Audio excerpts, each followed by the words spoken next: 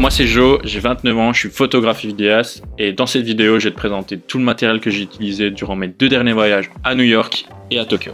Par contre les gars, faut qu'on parle d'un truc. Vous êtes beaucoup à regarder mes vidéos et vous n'êtes pas abonnés. Donc ça brise un peu mon cœur de créateur. Donc s'il te plaît, abonne-toi, ça fait grandir la chaîne et ça fait toujours plaisir. Tout ce que tu verras dans cette vidéo, c'est du matériel pro mais quand même accessible. Donc t'inquiète, pas besoin de casser ta tirelire. Sur ce mon gars, embarque avec moi pour New York et Tokyo, je te montre tout le matériel que j'ai utilisé.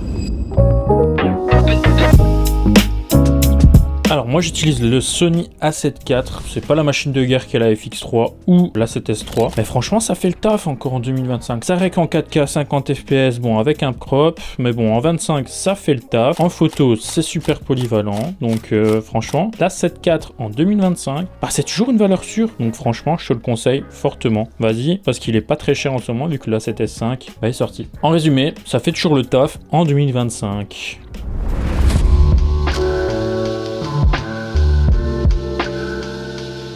Alors on va commencer avec le premier objectif, c'est le Tamron 28-75, le plus versatile pour moi de chez Tamron. Un super piqué, une focale qui peut aller du plan large au plan serré. Franchement c'est le couteau suisse de mes objectifs.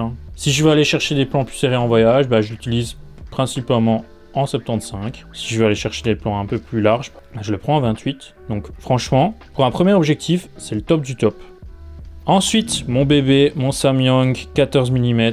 J'adore les plans en grand angle. Ça rajoute vraiment un côté immersif, surtout à New York où tout est immense et tu as envie que tout rentre dans l'image. Donc franchement, avoir un grand angle, c'est vraiment incroyable. Dommage pour le piqué, j'ouvre toujours à f4, f5 pour avoir un piqué toujours top, car sinon c'est un peu flou, mais non, franchement pour le prix, c'est vraiment un bon objectif.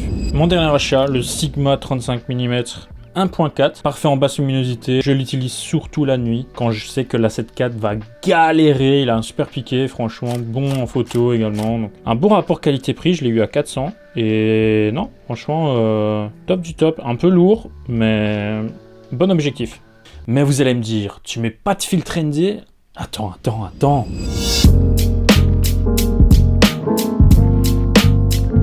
J'ai 2 filtres ND que je mets sur mon Tamron et sur mon Sigma. Le dernier arrivé, c'est le Fieldworld Magnetic V2. Franchement, il est vraiment bien. La bague coulisse bien. Le côté magnétique est vraiment intéressant. Et pour éviter de changer ma bague d'adaptation que j'ai sur ce Fieldworld, bah, j'en ai un deuxième. C'est un QNF qui fait le taf, même s'il est un peu vignetté. Bref, sans plus.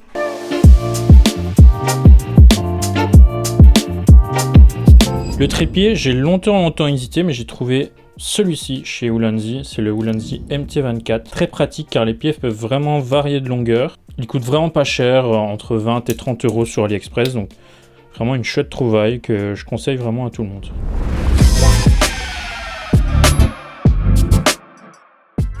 J'ai 3 cartes SD que j'utilise en tournante. L'une c'est une C-Fast de chez Pergear, d'environ 260 Go, donc vraiment c'est top parce que ça permet beaucoup de rapidité dans les rushs. La deuxième c'est une PNY que je ne conseille pas du tout, mais alors pas du tout, mais ça sera l'objet d'une autre vidéo. Et alors j'ai une Lexar V60 que je conseille, elle est vraiment pas mal et elle est pas très chère, donc voilà. Et voilà, maintenant tu connais tout le matériel que j'utilise durant mes voyages, donc maintenant t'as plus qu'à faire ton truc de ton côté et enjoy. N'oublie pas de t'abonner, on se retrouve pour une prochaine vidéo, peace.